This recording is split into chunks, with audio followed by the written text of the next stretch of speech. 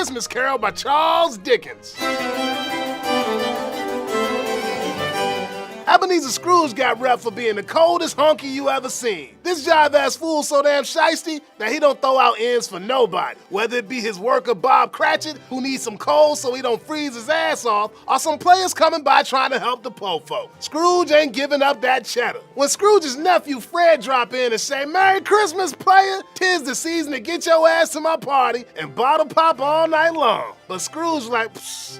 Fuck Christmas. Later that night, Scrooge chilling up in his crib when boo! The ghost of his old business partner Jacob Marley swings in, all decked out in chains. But this fool ain't icing. These chains gnarly as hell. Scrooge like, "J Money, you look like shit, dog." Marley say, "Yeah, blood. Well, since I was such a cheap bitch all my life, I gotta wander around the earth with these scrub-ass chains jocking my style for eternity. So you best change up your hustle if you don't want to end up like me. And watch out, cause 3 other ghosts gonna drop in and school you good." While Scrooge trying to sleep, a creepy little ghost calling himself the Ghost of Christmas Past show up and say, "I'ma take you back in time to show you how bad you've been f***ing up these days." Back in the day, Scrooge knew how important it was to roll with a crew and how a real player treats his workers. Looking back at his old self, Scrooge starts feeling mad regret. Next, the fat-ass ghost of Christmas Present take him to the Cratchit crib where Bob's broke ass trying to feed his family, including his cripple-ass son, Tiny Tim.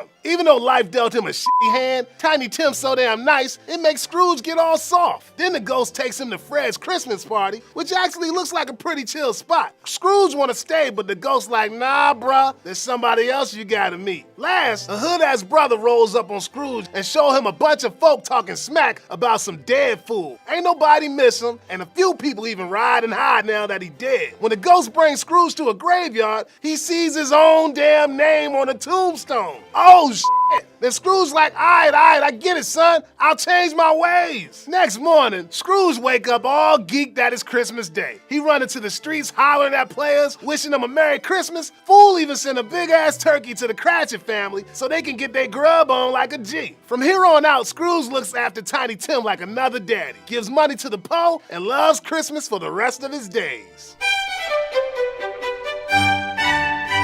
Now, unless you tripping, you know this play preaching that Christmas is the most legit time of the year. But it ain't just that holy talk getting Charlie D all riled up.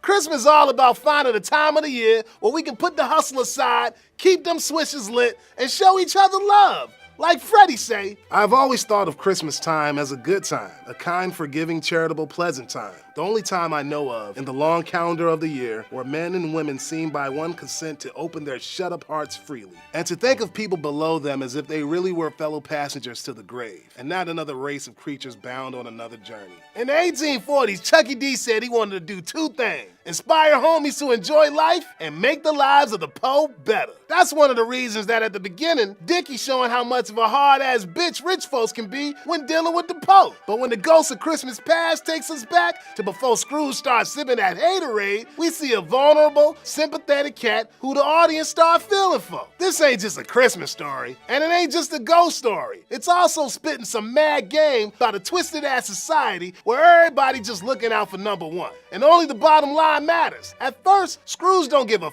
about the fact that Cratchit can't feed his family. All he care about is the change he gonna lose by letting Bobby Boy take a day off. But at the end, Scrooge realized that your employee ain't just some tool you use to stack cheddar, he's your brother too. Cause we a society, yo, and in a society we gotta watch each other's backs. Look, we all got the power to help a brother out and make the world a better place, no matter how small our actions may seem. So this holiday season, reach out and do something righteous for your fellow homie, like hitting that subscribe button. Happy holidays, y'all. Peace.